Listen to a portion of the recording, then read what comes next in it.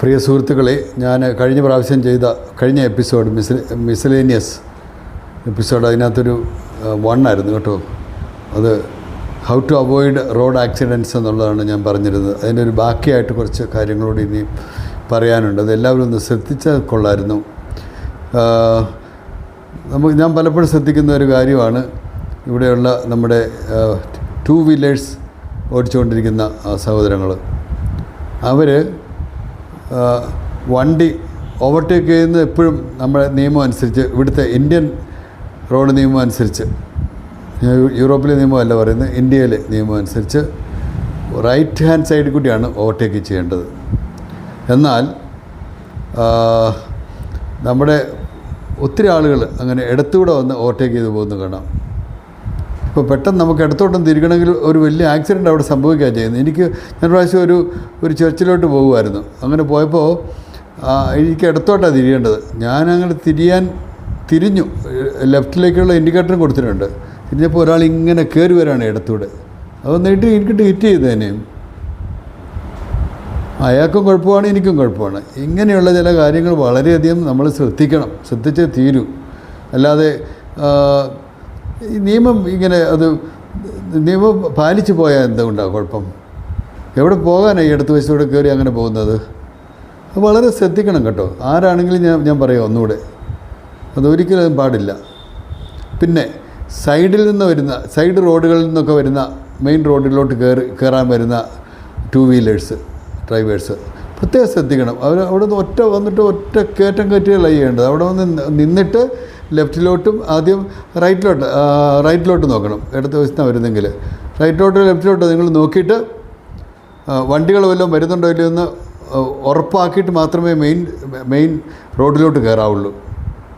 ഇല്ലെങ്കിൽ അവിടെ ഇടി നടക്കും, അപകടം ഒത്തിരി ഉണ്ടാകുന്നു. അതുകൊണ്ട് തന്നെ വലിയ സ്പീഡിലാണ് വരവ്.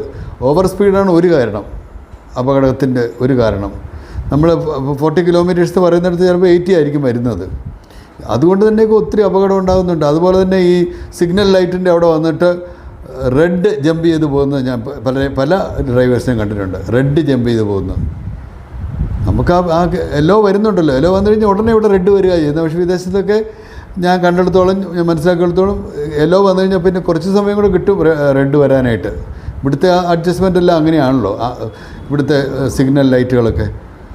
യെല്ലോ വന്നു കഴിഞ്ഞാൽ ഇമ്മീഡിയറ്റ് റെഡ് വരിക ചെയ്യുന്നത്. ഒരു സമയം നമുക്കൊന്ന് ശ്വസിക്കാനുള്ള സമയം പോലും തരുന്നില്ല. അങ്ങനെയാണ് ഇവിടുത്തെ അഡ്ജസ്റ്റ്മെൻറ്റുകൾ മുഴുവനും. അതൊക്കെ വളരെ ശ്രദ്ധിക്കണം. നമ്മൾ ആ യെല്ലോ വന്നു കഴിഞ്ഞാൽ അന്നേരം തന്നെ വണ്ടിയോട് ചവിട്ടി നിർത്തുക, അതാ വേണ്ടത്. ഇത് വളരെ പ്രധാനപ്പെട്ട ഒരു പോയിൻ്റാണ് ഞാൻ ഈ പറയുന്നത് കേട്ടോ. പിന്നെ അകലം പാലിക്കുക. വണ്ടി നമ്മൾ ഓടിച്ച് പോകുമ്പം അകലം പാലിച്ചല്ല പോകുന്നത്. തൊട്ടെന്ന് പറഞ്ഞ് നിൽക്കും. ഒരാൾ പിന്നെ പോകുന്നയാൾ ചവിട്ടിയാൽ പുറകിൽ പോകുന്ന ആൾ വന്ന് ഇടിക്കും. ഇൻ്റർനാഷണൽ നിയമം അനുസരിച്ച് പിന്നെ പുറകിൽ നിന്ന് വന്ന് ഇടിക്കുന്ന ആളാണ് കുറ്റക്കാരൻ 100% കേട്ടോ. അത് 100% അത് അങ്ങനെ തന്നെയാണ്. അതുകൊണ്ട് ആവശ്യത്തിനുള്ള ഡിസ്റ്റൻസ്, ഇപ്പോൾ ഹൈവേയിലൊക്കെ ആണെങ്കിൽ, എക്സ്പ്രസ് ഹൈവേ ഒക്കെ അങ്ങനെയൊക്കെ ആണെന്നുണ്ടെങ്കിൽ അതിൽ കൂടുതൽ ഡിസ്റ്റൻസ് 100 മീറ്ററോളമൊക്കെ ഡിസ്റ്റൻസ് പാലിക്കണം. തൊട്ട് എന്ന് പറഞ്ഞ് പോകരുത് ഒരിക്കലും. എത്ര ബൈക്ക് വന്ന് എൻ്റെ വണ്ടികൾക്ക് പല വണ്ടികൾക്കിട്ടും ഇങ്ങനെ ഇടിച്ചിട്ടുണ്ട് പല വർഷങ്ങളിലായിട്ട്. ഞാൻ ഓർക്കുകയാണ്. അത് ഇടിച്ച് വെച്ചിട്ടങ്ങ് പോകും. അവർ പോകും വന്നിട്ട്, അല്ലെ എവിടെയെങ്കിലും മറയും അവർ. പിന്നെ പണി വരുന്നവരെ നമുക്ക് തന്നെ. എത്ര പ്രാവശ്യം എൻ്റെ കയ്യിൽ ഞാൻ പൈസ മുടക്കി ഇത് ചെയ്തിട്ടുണ്ടെന്നറിയാമോ? ഇൻഷുറൻസിന് പോയി കഴിഞ്ഞാൽ എനിക്ക് നോ ക്ലെയിം ബോണസ് ഉണ്ട്. അപ്പം ഞാൻ പിന്നെ എങ്ങനെ ഇൻഷുറൻസിന് പോകുന്നു? ഞാൻ ക്ലെയിം ചെയ്ത് കഴിഞ്ഞാൽ എൻ്റെ ആ നോ ക്ലെയിം ബോണസിൻ്റെ ആ ഫെസിലിറ്റി പോകും.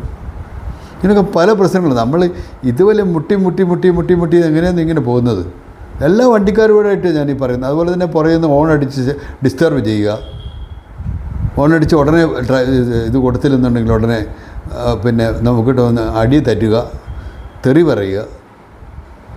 ഇതൊക്കെ നമ്മുടെ നാട്ടിൽ മാത്രമുള്ളതാണ് എൻ്റെ വിശ്വാസം. ഒരു കൾച്ചേർഡായിട്ടുള്ള ഒരു രാജ്യത്ത് ഒരിക്കലും ഇത് സംഭവിക്കുകയില്ല.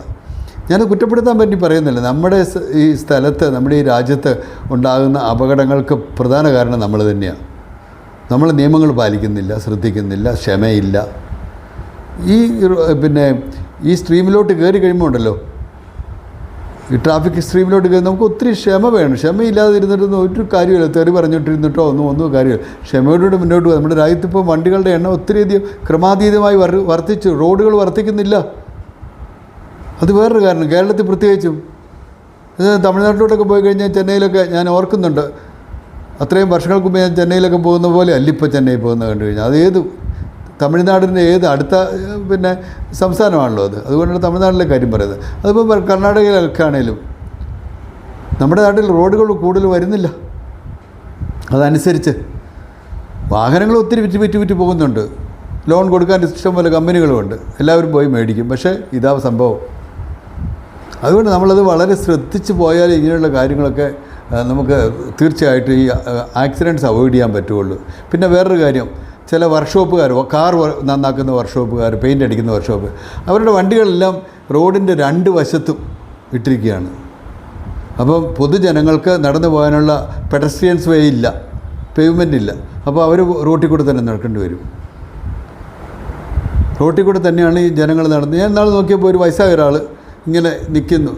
കുറച്ച് നേരം ഞാൻ ഇയാളെ ശ്രദ്ധിച്ചുകൊണ്ടിരുന്നു. വണ്ടികളെല്ലാം പോയി കഴിഞ്ഞിട്ട് പെട്ടെന്ന് പേടിച്ച് നടന്ന് ആ റോഡിന് നടുക്കൂടെ വരികയാണ്. നടന്ന് പെട്ടെന്ന് ഇപ്പുറത്തോട്ട് പിന്നെ നടന്നു വന്നു. ഈ വണ്ടികൾ ഇങ്ങനെ ഇട്ടിരിക്കുന്നതുകൊണ്ടേ. അപ്പോൾ ഈ വഴി സൈഡിൽ കൂടെ പോകുന്ന ആൾക്കാർ വടിയൊക്കെ പിടിച്ച് പോകുന്നവരുണ്ട്, നടക്കാൻ മേലത്തവരുണ്ട്, വെച്ച് പോകുന്നവരുണ്ട്, കൊച്ചു പിള്ളേരുണ്ട്, സ്ത്രീകളുണ്ട്. ഒന്നും ശ്രദ്ധിക്കാതെ ഇങ്ങനെ ഈ വണ്ടികൾ രണ്ട് വശത്തും. അത് നമ്മുടെ പോലീസ് ഡിപ്പാർട്ട്മെൻറ്റ് ഒന്നും ചെയ്യുന്നില്ല എന്ന് എനിക്ക് പറയേണ്ടി വരും ചില സമയങ്ങളിൽ. ഒന്നും ചെയ്യുന്നില്ലെന്ന് ഞാൻ പറയുന്നില്ല. പക്ഷേ ചില സ്ഥലങ്ങളിൽ പോലീസ് ആവശ്യമുള്ളിടത്ത് ഒരു പോലീസിനെ കാണാറില്ല. പോലീസ് ഡിപ്പാർട്ട്മെൻറ്റിൻ്റെ ശ്രദ്ധ ഞാൻ നിങ്ങളോട് റിക്വസ്റ്റ് ചെയ്യുകയാണ്. നിങ്ങളത് ശ്രദ്ധിക്കണം. ചുമ്മാ വന്ന് കുറച്ച് പേർക്ക് ബില്ല് അടിച്ചിട്ട് പോയിട്ട് കാര്യമൊന്നുമില്ല, നോ പാർക്കിംഗ് എന്നൊക്കെ പറഞ്ഞുകൊണ്ട്. അല്ല, ഇത് നോക്കുക. എന്തുമാത്രം വണ്ടി അൺഓതറൈസ്ഡ് ആയിട്ട് പാർക്ക് ചെയ്ത് കിടക്കുക വഴികളിൽ രണ്ട് വശത്തും. അതൊന്നും നിയന്ത്രിക്കാൻ ആരും വരുന്നില്ല. This is A complaint from my side and from so many people. എല്ലാവരും വരുന്നില്ല. അങ്ങനെ വല്ലതും പറയാൻ പോയി കഴിഞ്ഞാൽ പിന്നെ ഗുണ്ടകളെ വിട്ട് നമ്മളെ ഇടിച്ച് നിരപ്പാക്കാൻ ആളുകളെ വിടുമല്ലോ, നമ്മളെന്തെങ്കിലും നല്ല നന്മയ്ക്ക് വേണ്ടിയിട്ട് ചെയ്തു കഴിഞ്ഞാൽ. അതാണല്ലോ ഈ രാജ്യത്തിൻ്റെ ഒരു പ്രത്യേകത. അതുകൊണ്ട് ദയവായിട്ട് ഞാൻ നിങ്ങളോട് എല്ലാവരും റിക്വസ്റ്റ് ചെയ്യുകയാണ്. ഇത് നമ്മുടെ എല്ലാം നന്മയ്ക്ക് വേണ്ടിയിട്ടാണ്. ദിവസവും പിന്നെ പത്രം തുറന്ന് നോക്കിക്കഴിഞ്ഞാലും ടി വി തുറന്ന് ഓപ്പൺ ചെയ്ത് കഴിഞ്ഞാലും ഇതാ ന്യൂസ്. ആക്സിഡൻറ്റ്സ് റോഡ് ആക്സിഡൻറ്റ്സ് മാത്രമേ ഉള്ളൂ. ഇതിന് പ്രധാന കാരണക്കാർ നമ്മൾ തന്നെയാണ്. We are the root cause for all these calamities, all these problems. അത് ദയവായിട്ട് നമ്മളെല്ലാവരും ശ്രദ്ധിക്കണം ഈ കാര്യത്തിൽ. റോഡ് നിയമങ്ങൾ പാലിക്കുക. അതുപോലെ തന്നെ നമ്മൾ ഡ്രൈവിംഗ് പഠിച്ച ഉടനെ തന്നെ വിദേശ രാജ്യങ്ങളൊക്കെ ആണെങ്കിൽ, പിന്നെ ഉദാഹരണത്തിന് ജർമ്മനിയിലാണെങ്കിൽ അൻഫൈങ്ങർ എന്ന് പറഞ്ഞൊരു ഇത് കിട്ടും. അത് ഒട്ടിച്ച് വെച്ച് കഴിഞ്ഞാൽ അതെന്ന് പറഞ്ഞാൽ ബിഗിന്നർ എന്നുള്ളതാണ്. ഒരു ബിഗിന്നറാണ് വരുന്നത് നമുക്ക് നോക്കിക്കഴിഞ്ഞാൽ കാണാൻ പറ്റും. ഇവിടെ എല്ലെന്നൊക്കെ പറഞ്ഞ് വെക്കാറുണ്ട്. പക്ഷെ നമ്മൾ ശ്രദ്ധിക്കണം. അത് അവർക്ക് കൺസിഡറേഷൻ കൊടുക്കുകയും വേണം. അതുപോലെ വണ്ടി ഡ്രൈവിംഗ് പഠിക്കുന്നവർ കാണും വഴിയിൽ, അവർക്കൊക്കെ നമ്മൾ കൺസിഡറേഷൻ കൊടുക്കണം. ഇരപ്പിച്ച് കയറി വന്ന് ബഹളം വെച്ചിട്ട് പിന്നെ ഓവർടേക്ക് ചെയ്ത് പോയിട്ടൊന്നും ഒരു കാര്യമില്ല. എവിടെ പോവുക? എത്ര ആക്സിഡൻറ്റ്സ് അതുകൊണ്ട് ഉണ്ടാകുന്നുണ്ടെന്നറിയാമോ? അതുകൊണ്ട് നമ്മൾ വളരെയധികം വളരെ ശ്രദ്ധിക്കണം ഈ കാര്യത്തിൽ. ഞാൻ ഇന്നത്തെ ഈ രണ്ടാമത്തെ എപ്പിസോഡ് തീർക്കുകയാണ്, ഹൗ ടു അവോയ്ഡ് ആക്സിഡൻറ്റ്സ് എന്നുള്ളത്. ഒത്തിരി നീട്ടുന്നില്ല. ഇനിയുണ്ട് പോയിൻറ്റ്സുകൾ, അടുത്തതിൽ നമുക്ക് കാണാവത് കേട്ടോ. നിങ്ങളെല്ലാവരും സഹകരിക്കണം. ഞാൻ പിന്നെ അതിൻ്റെ ഗൗരവം അത്ര സീരിയസ് ആയതുകൊണ്ടാണ് ഞാൻ ഇങ്ങനെ സംസാരിച്ചത്. നിങ്ങൾക്ക് ആർക്കും ഒന്നും പിന്നെ വിഷമം ഉണ്ടായിട്ടില്ല ഞാൻ വിശ്വസിക്കുന്നു. പക്ഷേ നല്ല ഡ്രൈവേഴ്സ് കൂടി ഉണ്ട്, അതും കൂടി എനിക്ക് പറയാതിരിക്കാൻ പറ്റത്തില്ല. അതുകൊണ്ട് നിങ്ങൾ എന്നോട് ക്ഷമിക്കുക. എന്തെങ്കിലും ഞാൻ അതിൽ കവിഞ്ഞ് എന്തെങ്കിലും പറഞ്ഞിട്ടുണ്ടെങ്കിൽ. അതിൽ കവിഞ്ഞൊന്നും ഞാൻ പറഞ്ഞിട്ടില്ല, ഉള്ള കാര്യങ്ങൾ മാത്രമേ പറഞ്ഞുള്ളൂ കേട്ടോ. പക്ഷേ ഇച്ചിരി സീരിയസ് ആയിട്ടാണ് ഞാൻ പറഞ്ഞത്. Thank you.